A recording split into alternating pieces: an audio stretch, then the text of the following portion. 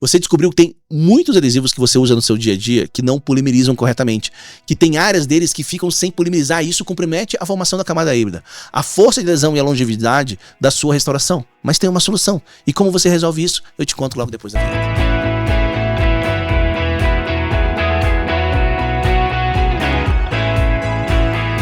Claro que eu não vou te dar a resposta no primeiro minuto, no primeiro segundo do vídeo. Eu não trouxe você até aqui, tá? Pra te dar uma resposta assim que vai ser vazia, que você vai repetir sem saber o porquê e pra quê.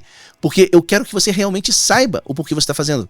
Senão logo você vai parar de fazer e você vai perder todos os benefícios de fazer uma correta e boa adesão. Então presta atenção aqui, porque assim, a gente tem dois problemas que a gente tem que melhorar aqui na nossa adesão que a gente discutiu nesse último vídeo. Uma delas é como não estressar a formação da nossa camada híbrida enquanto ela não está completamente maturada. E isso serve para qualquer adesivo que você vai utilizar, né? Mesmo o Optibond FL. E a outra é, no caso do uso de um adesivo com pouca carga, como garantir que esse adesivo vai polimerizar completamente e formar uma camada híbrida adequada. Vamos começar pelo problema de todos os adesivos, que é a maturação da camada híbrida, beleza? Existe um protocolo na biomimética que se chama Decoupling with Time, onde o objetivo é você fazer a contração de polimerização da resina da sua restauração, ela não afete a maturação da camada híbrida. E lembrando que o tempo para essa maturação, a partir do momento que você polimeriza esse adesivo, né, ele é de 48 horas. Então, apenas 48 horas depois que você polimeriza, que você vai ter a maturação completa da sua camada híbrida. Sendo que no momento mais crítico, eles são os 5 primeiros minutos após polimerização. Então, aqueles 5 primeiros minutos assim que você polimeriza são os mais drásticos para que você não gere um estresse em cima da formação dessa camada híbrida, beleza? Tem gente que acha que Decoupling with Time é você ir lá, polimerizar o adesivo e ficar de braço cruzado tomando um cafezinho enquanto espera 5 minutos e só depois dos 5 minutos você vai lá e começa a restaurar. E não é nada disso, tá? Primeiro, se for para você fazer alguma coisa enquanto você espera esses 5 minutos, que seja algo útil, até porque café, além de caro, é ruim. Eu não gosto, tá? É muito melhor, por exemplo, você dar um like aqui no vídeo, né? E para te motivar a dar um like no vídeo, olha quem que voltou para pedir teu like. Ele não tá mais tão pequenininho, não é mais tão fofinho, e agora tem um encravado e chulé, mas ainda é meu filhote e ele quer teu like. Então, aproveita, já dá o like aí agora, tá? Se inscreve também no canal, comenta, porque vocês pararam de comentar nos vídeos aqui, isso é tão importante. Comenta aqui embaixo, você sabe que eu faço questão de conversar e responder cada um de vocês. Mas sério, Decoupling with Time não é esperar, mas controlar a contração de polimerização para não estressar a maturação da sua camada híbrida. E a primeira coisa que você tem que fazer é o blá blá. Tá? Você não entendeu porque isso também ajuda a fazer os adesivos com pouca carga para polimerizar direito. Então eu não vou explicar blá agora, tá? Eu vou explicar para vocês só depois. Então depois de você fazer o blá, você vai fazer a construção das paredes circundantes. Então você não começa restaurando direto ali no meio do dente.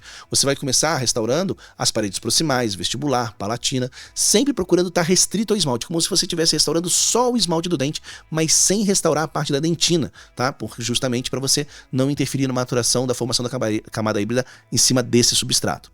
O próximo passo que você pode fazer é colocar umas fitas de ribonde, tá? O ribonde ele é excelente para absorver as tensões tanto das forças oclusais como da contração de polimerização. Isso vai proteger a camada híbrida, mas é claro que para você usar o ribonde você precisa ter espaço ali na cavidade para poder colocar ele. Você pode colocar tanto no fundo da cavidade, mas também nas paredes circundantes, claro, desde que você tenha espaço para colocar essas fitas. Tem fita de ribonde de várias espessuras, tem umas bem fininhas e daí acaba ajudando nessa situação. Mais fininha, mais caro. O próximo passo é você fazer pequenas camadas de resina composta. São camadas horizontais que você vai colocar dentro dessa cavidade, já preenchendo ela, mas essas camadas horizontais e pequenas, tá? Elas vão ajudar a controlar a contração de polimerização.